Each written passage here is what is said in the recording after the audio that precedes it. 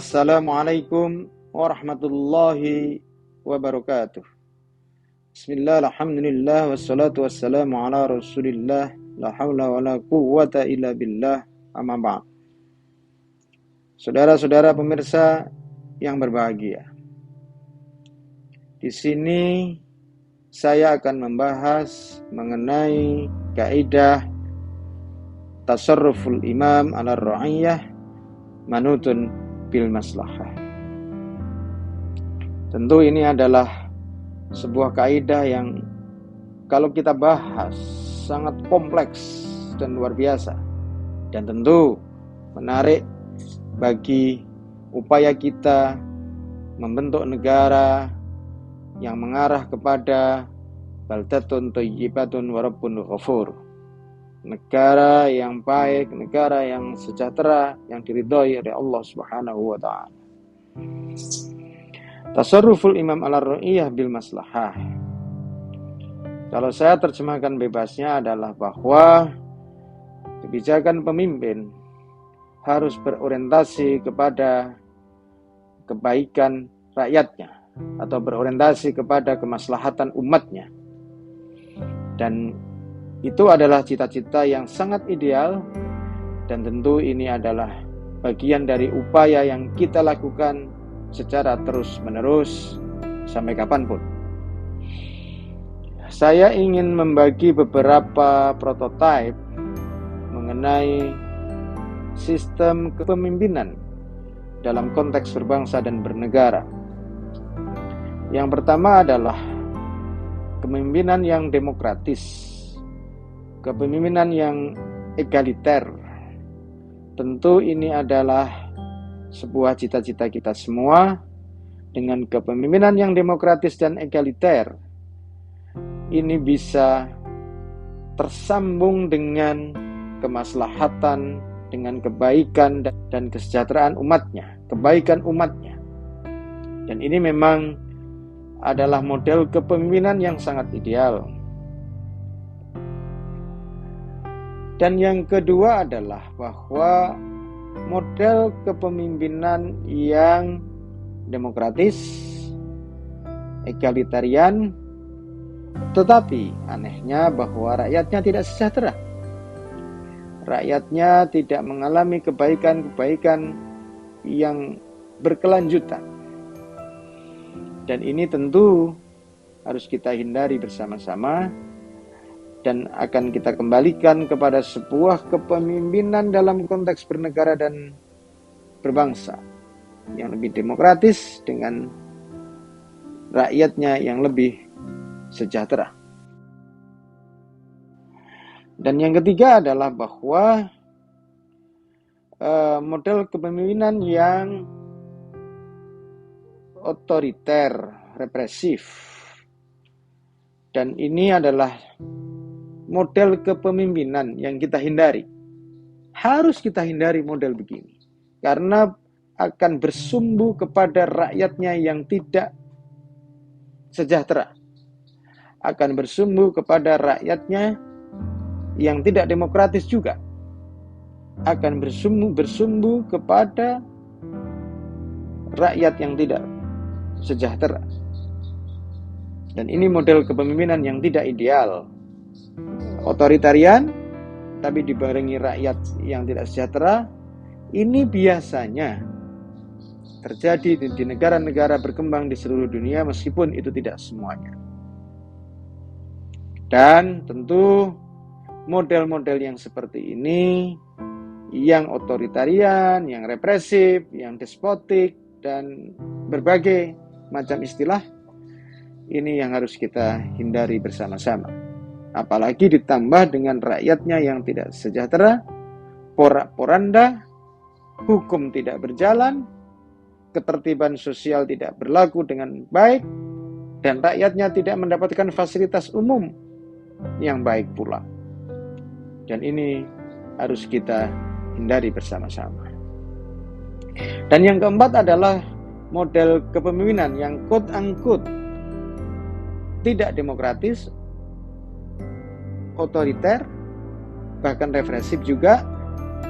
Tetapi anehnya model ini dipakai untuk dalam rangka stabilitas keamanan, stabilitas sosial, dan ini berdampak kepada rakyatnya yang hidup sejahtera. Ada tertib sosial di situ, hukum tegak dengan baik, dan hukum berada di atas rel politik, sehingga hukum di sini adalah dipakai dengan cara-cara yang sangat represif, dipakai dengan cara-cara yang otoriter, dan ini harus kita hindari.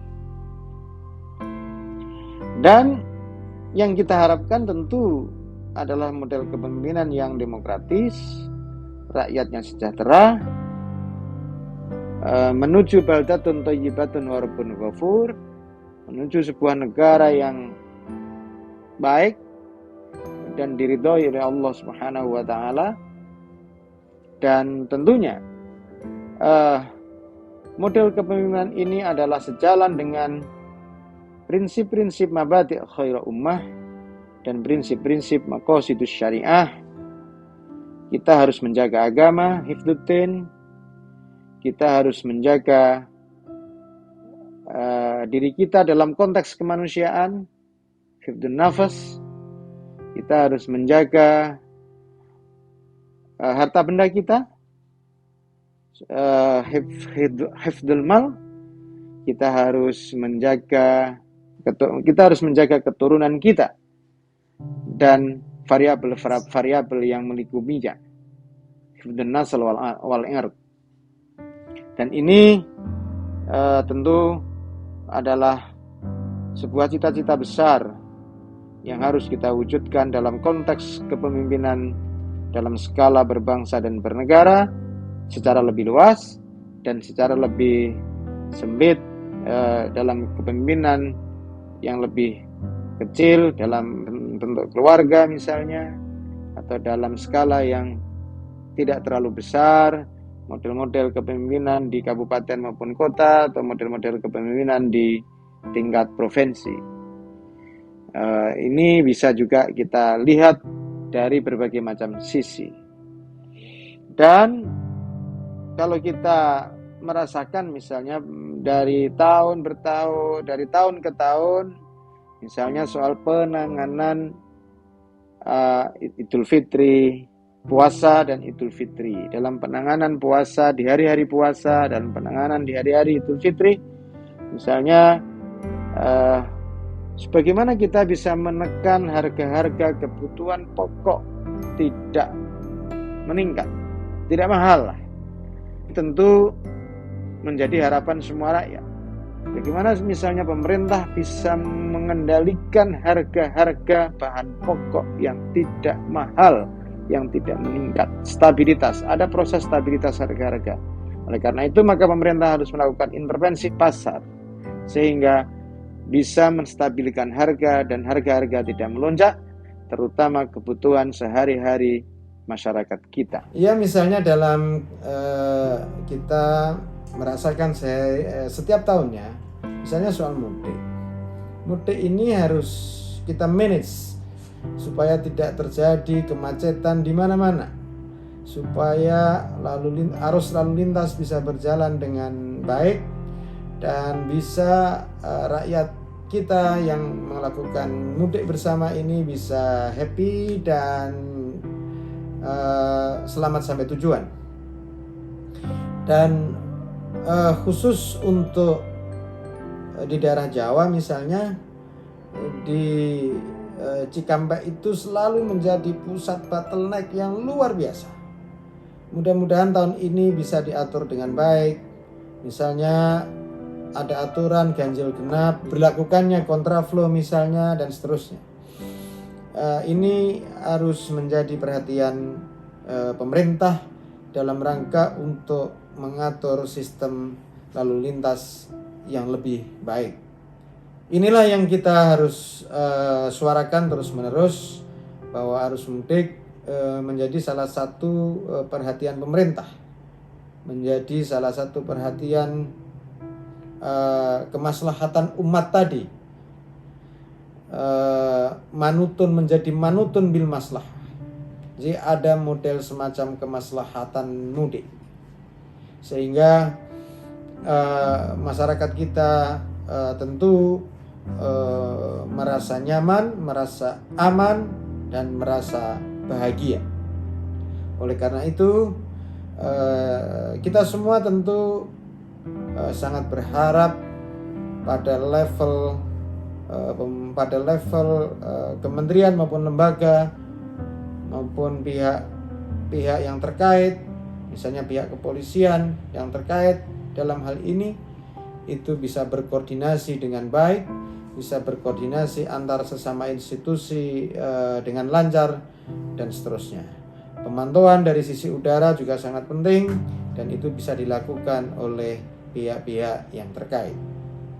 Sehingga ini adalah, kalau ini terjadi tahun ini, mudik tahun ini bisa terjadi dengan baik, tentu pemerintah mengalami sebuah proses kebaikan. Karena apapun dalam hal ini itu bisa menjadi penilaian masyarakat kita, menjadi penilaian rakyat kita, apakah mudik ini diatur dengan baik atau tidak. Mudah-mudahan kita semua bisa menjalani mudik ini dengan sebuah perjalanan yang nyaman, aman, dan diiringi oleh kebahagiaan ketika sudah nyampe tujuan maupun balik ke Jakarta lagi. Nah, ini adalah salah satu yang kita bisa harapkan dari pemerintah kita. Dan saya yakin pemerintah tentu sudah memikirkan itu semua, dan jauh-jauh hari tentu sudah membahas dan merencanakan mudik dengan baik, sebaik-baiknya tentu, dan itu tinggal bagaimana implementasi di lapangan nanti seperti apa. Mudah-mudahan tidak ada kemacetan yang sampai berjam-jam di tahun-tahun yang lalu, tidak ada kecelakaan, tidak ada kecelakaan yang beruntun misalnya, tidak ada kemacetan, tidak ada aral yang melintang, tidak ada aral melintang dalam proses mudik itu.